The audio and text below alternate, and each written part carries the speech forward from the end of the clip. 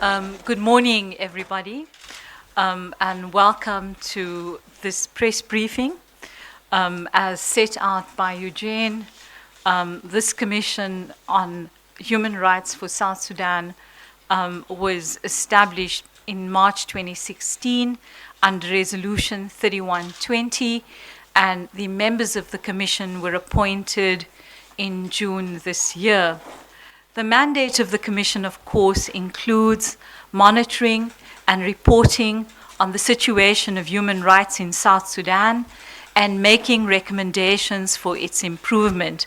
In addition, the Commission will assess past reports on the situation of human rights since December 2013 in order to assess what the factual basis is for the transitional justice and reconciliation process. The Commission also has an advisory role and will provide guidance on transitional justice, accountability, reconciliation, and healing as appropriate once the Transitional Government of National Unity is fully formed, operational, and commits to ending the violence against the civilian population and to cooperating with the Hybrid Court for South Sudan. And in this context, the Commission will make recommendations on technical assistance to the transitional government and on the question of transitional justice, accountability, reconciliation, and healing. The Commission is also mandated to engage with other international and regional mechanisms, including the United Nations, UNMISS, the African Union, particularly the African Commission on Human and People's Rights, the Joint Monitoring and Evaluation Commission, and civil society, with a view to providing support to national, regional, and international efforts to promote accountability for human rights violations and abuses. And so the theme that runs through the mandate is this question of accountability. The Commission, of course, began its mission to Juba on the 8th of September this year, during which time it met with a number of actors, including UNMISS senior leadership, the Deputy Special Representative of the Secretary General, members of the Diplomatic Corps, civil society, internally displaced persons who are in the UNMISS protection of civilian sites, and in addition to that, the Commission met with ministers of the Transitional Government of National Unity of South Sudan, including the Minister of Cabinet Affairs, the Minister of Justice, the Under-Secretary for Foreign Affairs.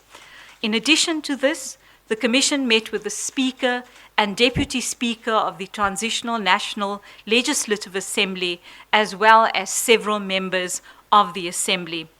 The meetings with government were carried out in a spirit of mutual cooperation and touched on critical issues of accountability, particularly in respect of previous and current investigations and inquiries that the government has either conducted, instituted, or committed to. Commission members also raised with ministers the establishment of the Hybrid Court for South Sudan, as well as access to reports of the various military courts-martial, with particular reference to the number of people who are reported to have been executed. In respect of the Hybrid Court, government officials, including members of the Legislative Assembly, indicated their willingness to cooperate with the African Union on its establishment in accordance with the provisions of the August 2015 agreement on the resolution of the conflict in the Republic of South Sudan. The Commission also raised access to the bill amending the Penal Code to incorporate international crimes.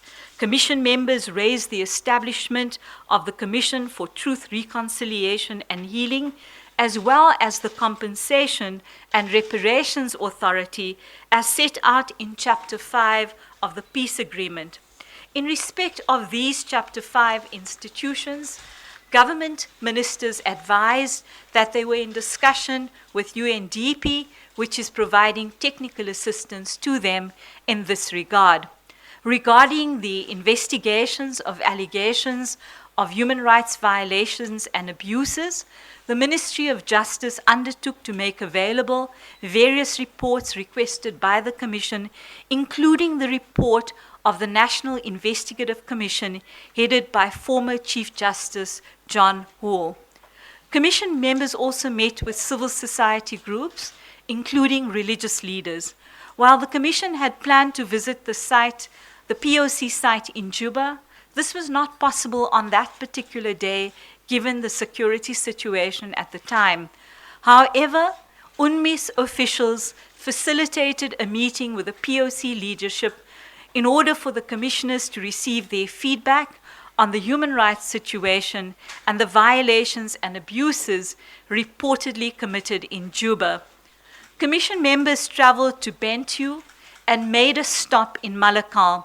This visit proved to be extremely useful as the Commission was able to visit the Malakal UNMISS POC site housing IDPs and obtain an extensive briefing on the human rights situation there. The Commission also observed the deplorable conditions under which IDPs live.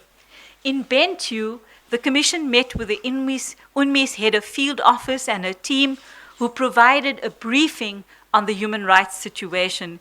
Commission members also met with the Committee of Elders from the POC site in Bentiu and were taken on an extensive tour of the POC sites in Bentiu. There, the commissioners held 2 meetings with women in the POC sites, where they were able to hear directly from women on the human rights situation and the human rights violations and abuses they have suffered and continue to suffer. Commissioners were told that the current violence in South Sudan has increased insecurity and intensified the vulnerabilities they face on a daily basis. Women were extremely vocal in these meetings and spoke out on their experiences of sexual violence, particularly when they venture outside of the POC site in search of food and firewood. Women, both young and old, gave graphic accounts of being gang raped by armed men in uniform. Both in Malakal and Bentiu, food patrols have been instituted to provide some measure of protection. The women also raised the issue of numerous checkpoints mounted by government soldiers who extort what are called taxes from them. Now, this issue of checkpoints has been raised by the IDPs and UNMISS on several occasions with the government. Women also spoke about the ongoing attacks and killings of women by armed men in uniform, again, while out on livelihood activities outside of the POC site. Women and children, of course, continue to face increasing socioeconomic rights violations as a result of the ongoing conflict. And humanitarian actors working both in Bentiu and Malakal have raised concerns that women and children in South Sudan are extremely malnourished. Commissioners were also informed by the women that they continue to suffer a multiplicity of violations, including forced and early marriages, domestic violence, and other forms of gender-based violence. The women also raised the prevalent practice where young women are forcibly married off by their families in return for dowries of cattle. The women in particular have said that their lives continue to be defined by the conflict, increasing their vulnerability. Some of them, including widows and a number of old women, expressed disbelief and horror at being gang raped by young men and boys who they said are young enough to be their grandchildren. But of course, on a more positive note, the women confirmed that they were pleased that they are receiving medical treatment and educational access from humanitarian actors operating in the POC site. Some of them, the humanitarians, have been providing adult literacy programs to the women at their request. Later on, the commissioners met with members of the committee dealing with dispute resolutions cases in the POC site to hear from them on the kind of cases they are dealing with. On our return to Juba, we met with the Chief Justice and members of the judiciary. This meeting was extremely cordial and useful particularly about understanding the question of access to justice in South Sudan. Commission members also met with members of the Joint Monitoring and Evaluation Commission and, of course, the Inspector General of Police. Commissioners also met with senior members of the UN and separately with members of the Diplomatic Corps yesterday to debrief them on our mission.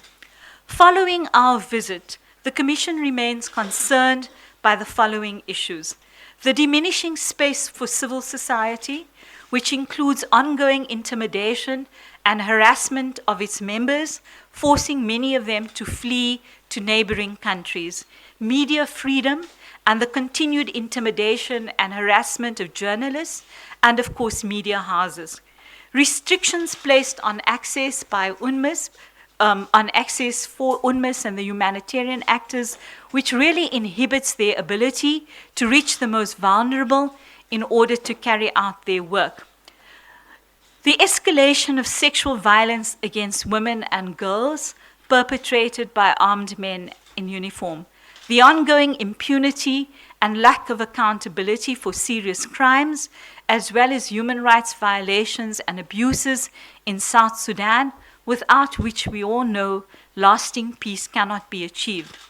The Commission is also deeply concerned at the slow progress on the implementation of the provisions of the peace agreement, which is fundamental to ending the conflict, human rights violations, and normalizing the lives of South Sudanese. The citizens of South Sudan who met with the commissioners made a poignant plea for peace, justice, and accountability. The Commission appreciates the right of the South Sudanese people for peace and justice, and rejects the notion of a false dichotomy between peace and justice. Many have said, and we agree, that one of the root causes of the current tragic situation is an unfortunate lack of accountability reaching back through many conflicts and unresolved grievances. Only justice and accountability will give South Sudanese people the genuine and durable peace which they deserve. There is a broad acknowledgement in the country that breaking the cycle of impunity requires holding perpetrators of abuses and serious crimes accountable.